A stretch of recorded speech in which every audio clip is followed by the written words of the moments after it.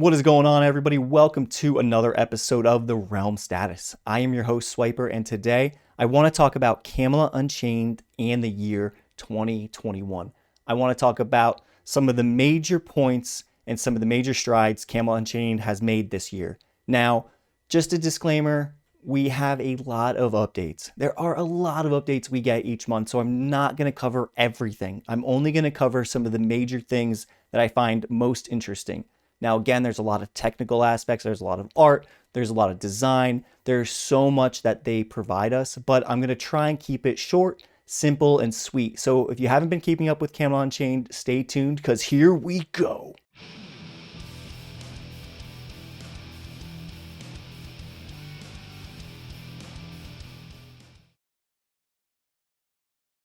Alchemy is in the current iteration of CU. I know this is pretty big for crafters because over the years, we have had not a lot of updates regarding crafting. So as of right now, if you log in, you can utilize the alchemy system and play around with it. If you want more updates on the alchemy and how it's going to work overall, MJ did a video on it earlier this year, which I will post in the comments below.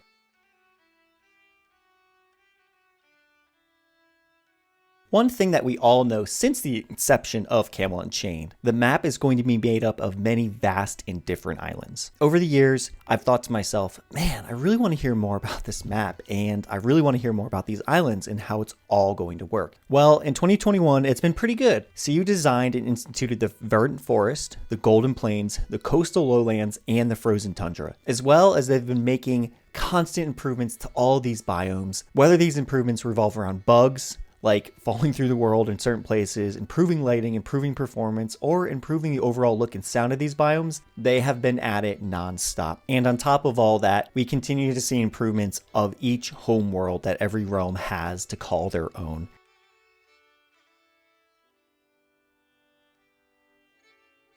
As we all know, Camelot Unchained prides itself on character development and also choice. In Camelot Unchained, we're going to have a lot of choice when selecting and building our characters out.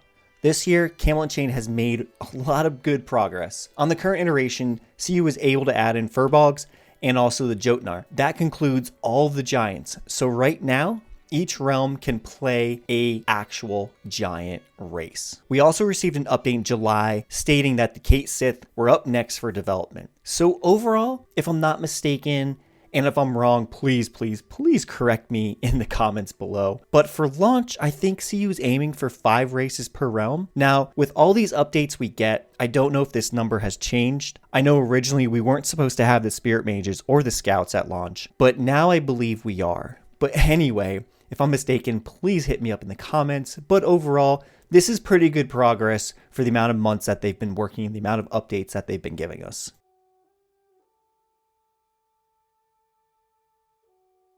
So with all that being said, there's still a lot that I have not covered. The CU team continues to work on things like improving overall animation, improving overall locomotion for our characters and for NPCs, improving NPC behaviors like AI, decision making, and also combat. The team has also done a lot of work on classes and their abilities. They are reworking stats, they're cleaning up a lot of the icons, they're adding more icons, and overall, they're fixing up the UI. The team is also constantly working on performance and their backend servers, their design on the biomes, their performance on these biomes, how the servers react. They're working on tools that help them create biomes faster, more cleaner. They're constantly improving the environments to make the frame rate higher and to make it look better. So overall, again, I can't stress enough how much I did not cover in this video, but like I said, there is a lot of technical details that really I can't explain, but overall are necessary for this engine to grow and develop and make this game amazing. What about Veilstorms? Will we see them anytime soon? So it sounds like they're working on Veilstorms. I'm not sure how far along they've gotten with Veilstorms.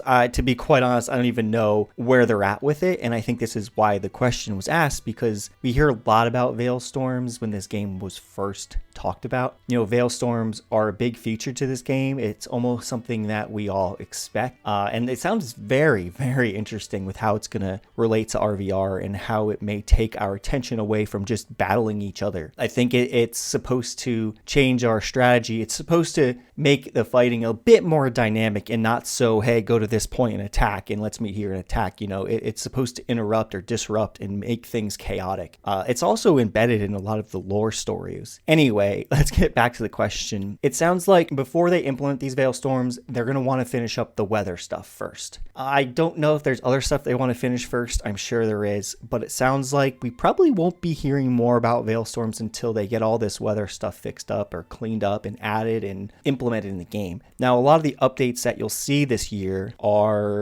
is the team working on weather. You can see the fog, you can see the rain and some of the things that they have been working on. So they're definitely striving towards it. Mages and healers were not able to cast in Daok while they were in combat. Is this going to be the same? So I kind of rephrased this question a little bit.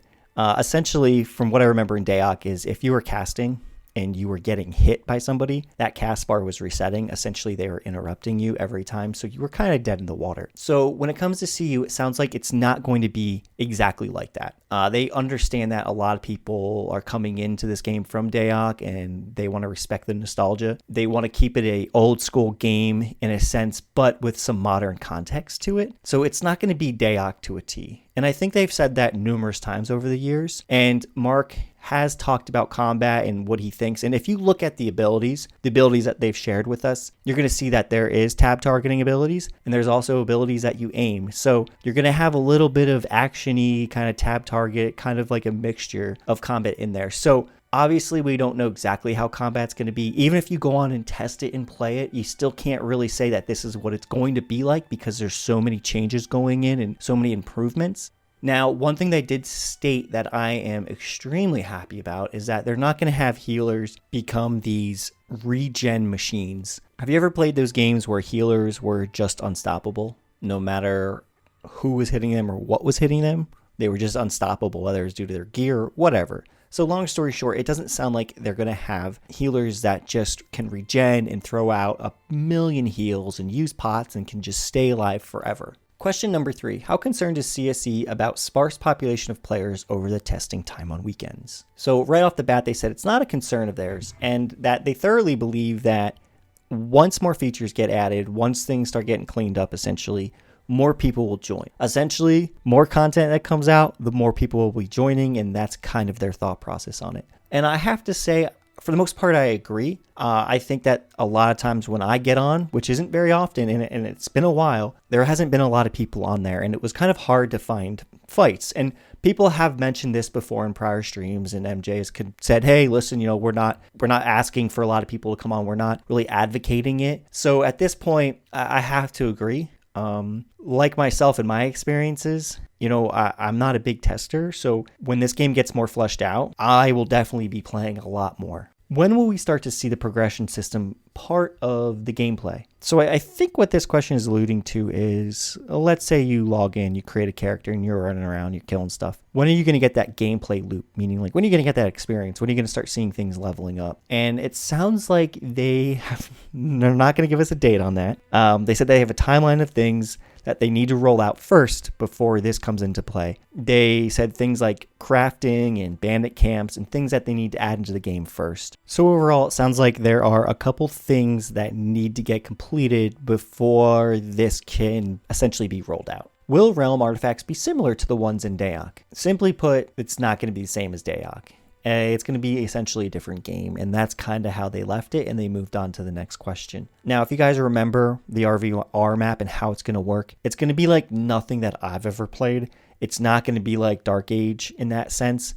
I mean, we're going to have all these islands, and depending on what kind of interaction you have with these islands, it's going to bring islands more towards you or more away from you. And we're also going to be having buildings that we can create and guilds that can create, and even small towns and things like that. So it is going to be very different than what Daok was in a sense. How is the financial situation going at CSE? Are there any new rounds of investments planned? So first off, MJ basically says that CU is doing just fine. And as somebody that is essentially leading this company and that isn't backed by a huge gaming company, when it comes to money and investments and how this company is doing, it's on his mind every day. Essentially, it has to be. And what he's learned from experiences is that you kind of always have to be planning ahead. So overall, it sounds like CU is doing just fine. All right, everybody, that is going to do it for me today. When it comes to CU updates, there are a couple things that I want to talk about before I leave. But first and foremost, I did not cover everything. I only scratched the surface of some of the things that I truly find exciting. There's a lot of back-end stuff, a lot of art, a lot of fixes, even a lot of things that they've implemented in the game that I didn't talk about. So if you want to find out more, make sure you check out their videos, make sure you read the newsletters, and if you don't have the privilege of logging in and checking the game out, I highly, highly recommend you check out some of the videos that CSU puts up. So a couple of things that I do want to address going further into the new year. I don't expect this game to launch in 2022. I have a feeling if it does launch, it's going to be 2023. Now, this is just a guess of mine. I don't have any insight. I don't have some secret anonymous source that's reporting to me. I don't have somebody that left that's telling me all this stuff. Honestly, it's just a guess. It's looking at what they presented to us and looking at the timing and listening to what they say when questions are being asked. So what I'd like to do this year and into next, and when this game releases, is try and get these monthly updates out to you guys, try and just give you a brief overview of the newsletters and some of the videos that they put out there, because I think it's important that anybody that's still following this game for how many years, that this is going to be a PvP game, an RVR game. It's not going to force you to level in PvE. It's not going to be some crazy game you have to jump through a bunch of hoops just to do PvP. Simply put, I'm going to be able to log into this game when I have the time, and I'm going to be able to PvP. And if everything is going to be true about this engine, then I'm going to be able to PvP with hundreds of people on my screen, and I'm actually going to be able to cast abilities and move around and not see a slideshow. I'm going to actually be able to play the game. So this is the main reason why I support this game. This is the main reason why I keep up to date with the game. And again, this is why I want to try and keep putting out these videos every month so you can stay up to date. So I know this was a bit of a long one and I might be a little long-winded. I apologize for that. But if you like this video and you want more updates, please hit the like button. Please hit the subscribe button. And honestly, if you guys like these videos, please let me know in the comments. I hope everybody has a good New Year's. I hope everybody had a good holiday. And I will talk to you all next month in January. Peace out, everybody.